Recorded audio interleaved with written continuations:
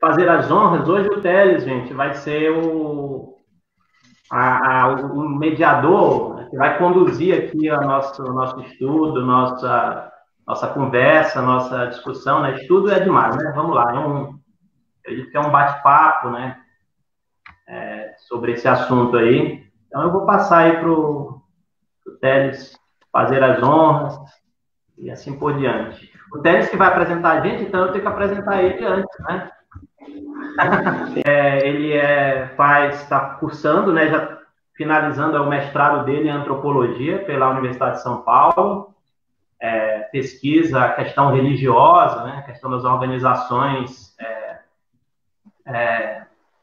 de igrejas, como que se dá no fenômeno social, fenômeno antropológico. Também fez sociologia, né, pela escola de... Esqueci o nome, Teles, a FESP, né? Isso. Que considera aí que seja, se não a melhor, né, está entre as duas melhores aí na formação da área em São Paulo. Então tem uma tradição muito grande e também aí tem um conhecimento aí invejável de teologia, de Bíblia também, que vai estar dialogando com a gente. Então, Teles, desculpa aí eu não apresentar melhor, manda ver. Conhecimento invejável é boa. Em primeiro lugar, eu quero aqui expressar minha felicidade de compartilhar o espaço com vocês para fazer um debate e expor um pouco as nossas pesquisas. Aliás, vocês vão expor, eu vou acompanhar um pouco do que vocês vão discutir. E eu quero dar as boas-vindas ao pessoal que está acompanhando o live Pensando Fora da Caixa. E, em primeiro lugar, eu gostaria de agradecer a presença de todos vocês e agradecer a presença dos meus colegas aqui. Eu espero que o nosso bate-papo seja bastante proveitoso e que vocês possam interagir, fazendo perguntas, comentários e avaliações críticas, se for o caso.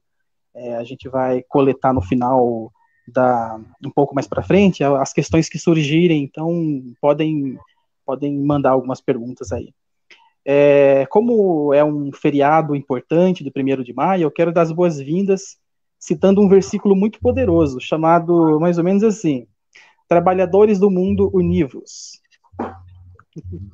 Então, para a conversa de hoje, nós temos 3 pesquisadores, colegas que eu estimo muito. Então, nós vamos pela apresentação pela ordem, e, no caso, eu começo pelo Rogério Lima de Moura, que é bacharel em teologia pela Universidade Mackenzie, mestre e doutorando pela Universidade Metodista, e suas pesquisas se concentram em torno da formação do Pentateuco e atualmente leciona na Universidade Metropolitana de Santos. Esse é o Rogério.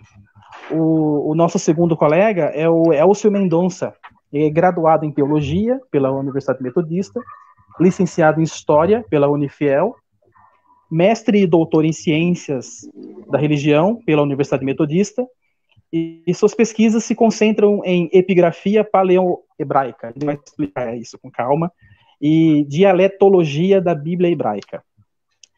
São problemas para você explicar, Elcio. E atualmente o Elcio leciona na Universidade Metropolitana de Santos e leciona hebraico bíblico no curso de línguas bíblicas da Universidade Metodista de São Paulo.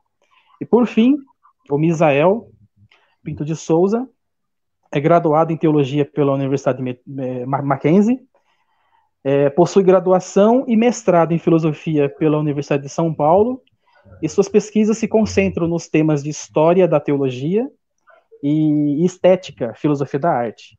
É também professor da Universidade Metropolitana de Santos e na Faculdade de Educação Paulistana.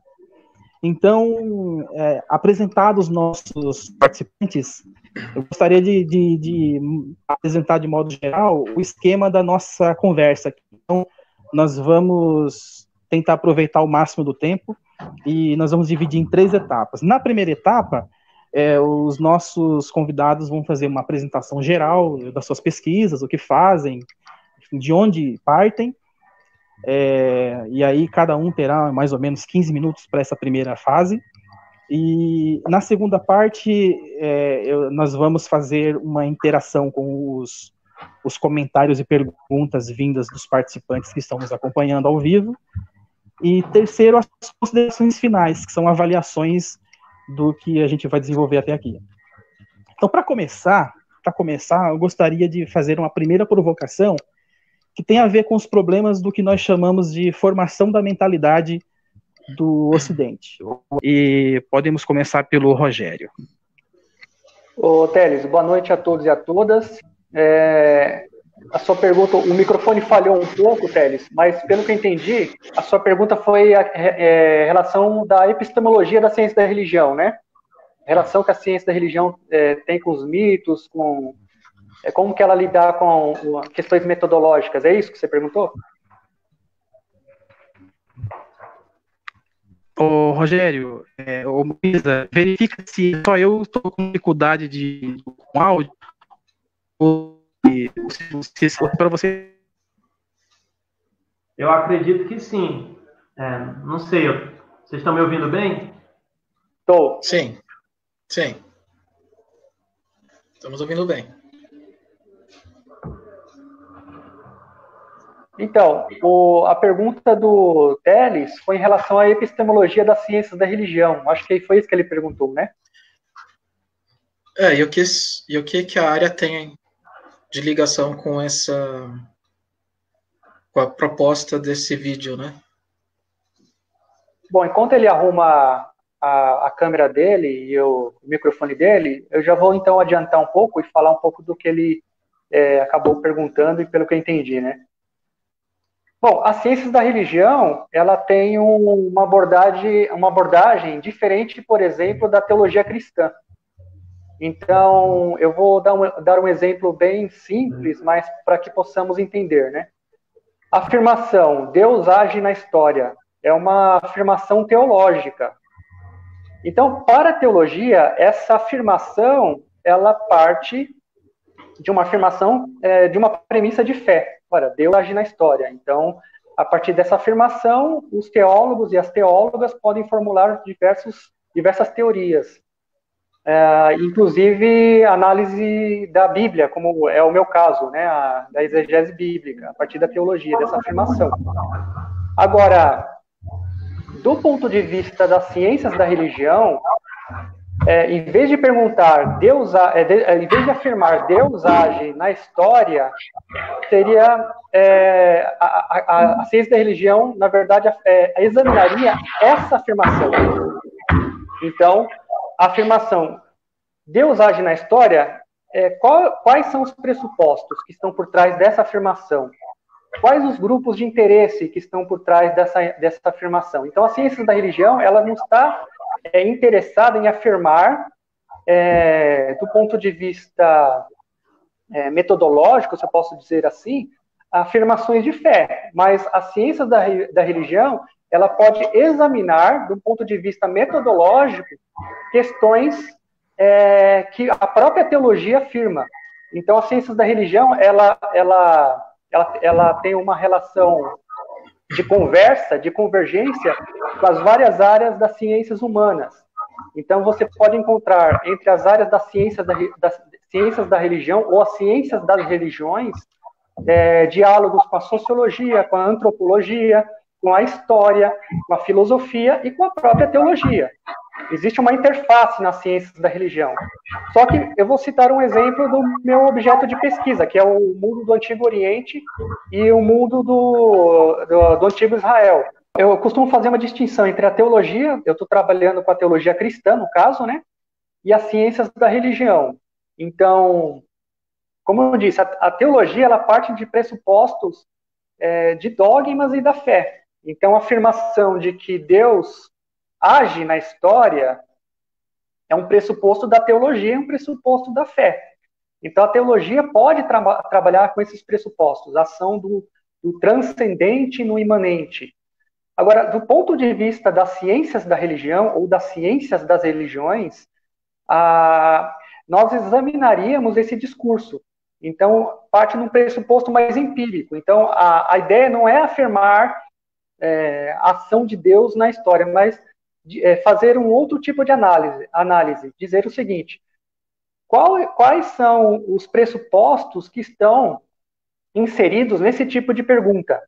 Né? Quais são os pressupostos quais grupos estão interessados nesse tipo de pergunta, em que Deus age na história. Então, as ciências da religião, ela não tem compromisso de afirmar nenhum tipo de dogma de fé, nenhum tipo de dogma transcendente, né? Ou metafísico. Então, as ciências da religião, ela parte de um pressuposto mais empírico. E com isso, ela tem uma relação muito forte, né, com as diversas áreas do saber, das ciências humanas. Então, nós temos pesquisadores que trabalham com diálogos com a sociologia, com a antropologia, com a própria história e com a própria teologia, mas analisando os discursos da teologia, né, durante todos esses 2000 anos e pouco dos discursos cristãos e dos outros discursos também, tanto do islamismo como do judaísmo, e inclusive pesquisas sobre religiões de matriz africana. Então, a ciência da religião, ela parte do empírico, ela parte da fenomenologia, para analisar os seus objetos de pesquisa. No meu caso, eu vou aplicar um exemplo, eu trabalho com o mundo do Antigo Oriente e o mundo do Antigo Israel. Então, eu olho a Bíblia não como... claro, é um livro religioso, né, que tem o Antigo... dividido em duas partes, o Antigo Testamento, a Bíblia hebraica para os judeus e o Novo Testamento para os cristãos. E esse livro, para o pesquisador que é cientista da religião, ele é um livro que é um objeto de pesquisa, mas eu tenho que analisar ele criticamente, esse texto. Então, eu tenho que olhar a Bíblia, cujo objeto eu tenho que trabalhar os gêneros literários, a questão dos mitos. Existem mitos na Bíblia, né? Existem narrativas históricas, existem pressupostos de fé nos discursos das narrativas bíblicas. Então, tudo isso, um cientista da religião, por exemplo, que lida com a Bíblia, ele vai tentar responder. E é claro, o cientista da religião, ele tem uma abordagem que entra em choque com métodos fundamentalistas. Por que eu falo isso? Porque os métodos fundamentalistas, eles tendem a negar certos métodos aplicados e desenvolvidos nas ciências da religião. Então, por exemplo, uma leitura fundamentalista, ele pode ler o Gênesis e falar que ali é uma narrativa histórica, né, literal e histórica. Só que uma análise mais crítica do texto bíblico, através dos métodos das ciências da religião, dos métodos exegéticos trabalhados nas ciências da religião, a gente consegue identificar que muitas das narrativas que existem no texto bíblico, principalmente no Gênesis, tem diversos gêneros literários. Nós temos relatos etiológicos, relatos míticos, narrativas com propósitos diversos, e assim por diante. Então, o cientista da religião, ele parte desses pressupostos. Primeiro, analisar os objetos de pesquisa de uma abordagem mais fenomenológica. Segundo, as afirmações das ciências da religião, ela diverge da teologia no sentido que ela não trabalha com afirmações de que Deus age na história. Isso é um pressuposto da teologia, mas ela pode trabalhar analisando esses discursos a partir dos métodos diversos, da sociologia, da antropologia, como eu disse agora há pouco.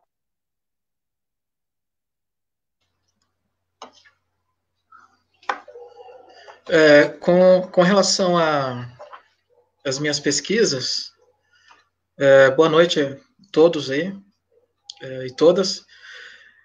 Bom, sobre a relação da ciência da religião com o tema dessa live e com as nossas pesquisas, o Rogério já abordou bem, né? Muito bem, inclusive. Agora, qual relação tem com as minhas pesquisas, né? Com a área que eu tenho trabalhado? Eu tenho atuado principalmente na área da epigrafia, da língua hebraica, né? Trabalho com o paleo-hebraico e com o hebraico samaritano. O que é epigrafia, né? Epigrafia são as inscrições que são encontradas nos sítios arqueológicos, né? Da maior parte delas. e são pequenos textos escritos em pedras, em cerâmicas, ou papiros, pergaminhos, né? E o meu recorte é especificamente a epigrafia do século X até o século VI, antes da Era Comum. Com relação ao paleo-hebraico, que é um sistema de escrita hebraica mais antiga que o sistema de escrita que nós temos atualmente, e é um sistema de escrita que usava caracteres aramaicos e fenícios. Então, é o tipo de hebraico que existia majoritariamente antes do século VI. Após o século VI, antes da Era Comum, o paleo-hebraico ele continuou sendo utilizado, mas não tanto entre os judeus de Jerusalém, né? Até porque os judeus de Jerusalém adotaram o alfabeto que eles trouxeram da Babilônia, que é um alfabeto chamado Assurit, que são as letras que nós conhecemos hoje como quadráticas, né? As quadráticas são um aperfeiçoamento dessas letras chamadas de Assurit. O hebraico, ele continuou sendo usado principalmente pelos samaritanos do norte, e que estavam no Monte Gerizim, na Samaria e posteriormente no Monte Gerizim, que fica localizado atualmente em Nablus, na Palestina, né? E os samaritanos, eles, com o tempo, eles foram também aprimorando esse paleo-hebraico, e esse paleo-hebraico se tornou hebraico samaritano, que é um outro sistema de escrita hebraica, né, específica, então, desse grupo chamado samaritanos, israelitas samaritanos. Qual que é a relevância dessas pesquisas, né? A relevância dessas pesquisas sobre epigrafia, ela está no fato de que é possível recontar ou reconstruir a história bíblica, do período bíblico, melhor dizendo, a partir dessas inscrições. Porque cada inscrição que é encontrada, ela possui textos que são, de fato, daquela época, que foram escritos, né? Diferente dos textos bíblicos, que passaram por edições, cópias, revisões, atualizações, né, até se tornar um texto sagrado, né? Então, é possível, inclusive, perceber ou identificar quando se deu as origens da língua hebraica, né? Isso a partir da epigrafia, por causa das inscrições que já foram encontradas, né? E essas inscrições, assim, existe um conjunto abundante de inscrições paleo-hebraicas, né? Encontradas tanto em Israel, como Palestina, como na Jordânia, e que são muito úteis para isso, né? Inclusive na identificação de nomes de reis bíblicos, né? Cidades que são mencionadas nos textos bíblicos e tudo mais, né? A ideia não é exatamente comprovar a historicidade da Bíblia, né? A ideia é reconstruir essa história que está por trás dos textos, né? Na verdade, porque os textos possuem ideologia, uma teologia de um grupo que permaneceu e prevaleceu, né? Na edição dos textos. Então, as minhas pesquisas vão sempre nessa área. Então, eu trabalho com tradução dessas inscrições e também com tradução de textos samaritanos. Então, assim, como é que eu colocaria essa minha questão, né, na minha formação dentro dos estudos bíblicos? Porque, tecnicamente, né, o pessoal da exegese, eu não sou de uma formação de exegese, né? Então, geralmente, quem trata mais desses problemas são pessoas que lidam, né, com a exegese, com os próprios colegas aí, o Elcio e o Rogério, que são particularmente, então, que são da área de Bíblia mesmo, estudam um texto bíblico antigo.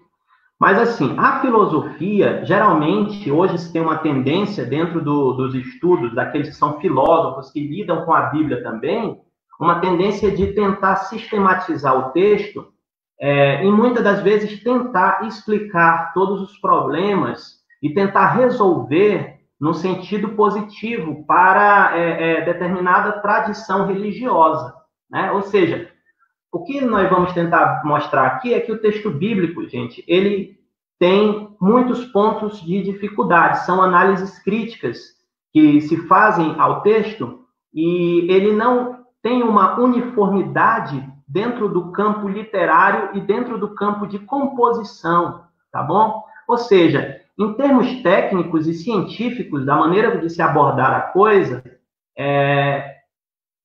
o texto ele não cai do céu, tá? O texto ele passou por um processo de composição, um processo redacional bastante complexo, né, até chegar à forma, digamos assim, final, que foi a forma considerada canônica. Então, veja, esses problemas, geralmente, eu percebo que o pessoal da área de filosofia, isso não são todos, às vezes tem essa tendência e isso é muito utilizado.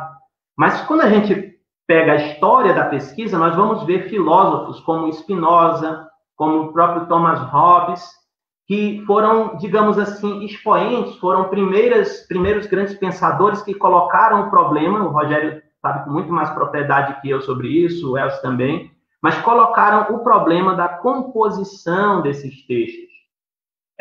Então, veja, como filósofo, além disso, eu acredito que a filosofia ela tem um papel de problematizar, de criticar, né, e de trazer essas coisas à tona. Então, eu acho que esse papel da filosofia de simplesmente tentar resolver, a filosofia perde o seu sentido original e a vocação para a qual ela existe, pois, digamos assim, na qual ela nasceu, que era se espantar diante do fenômeno, dos fenômenos, diante do mundo, diante de tudo que se apresenta aí para a gente. Então, o filósofo, ele deveria contribuir, no meu ponto de vista, justamente para a não negação, ou não tentar resolver de maneira muito rápida os problemas, mas justamente aprofundar esses problemas. Porque se a gente perceber, pessoal, a humanidade ela só evoluiu, se a gente pode usar esse termo que é um pouco impróprio, eu estou na frente de um antropólogo aqui, é mais difícil usar isso, mas nós chegamos nesse estágio da civilização ocidental, das conquistas da técnica, das conquistas das liberdades e de tudo isso, a partir desse questionamento, a partir do aprofundamento de problemas, né? Então, e não da negação desses problemas. Infelizmente, a teologia, ela trabalha, muitas das vezes, numa postura de, digamos assim, de contrapé, né? De contrapeso, assim, sempre na contramão, muitas das vezes, do que se coloca, da forma como os problemas são colocados. Ela é sempre reativa, né? A filosofia também, às vezes, tem esse papel, e já fica aqui minha exortação, né? Uma pastoral aí, né? Porque a galera quer, veja só, já se colocar numa posição defensiva diante dos problemas. Não, a questão de aprofundamento. E o que nós vamos ver aqui, é o que eu penso,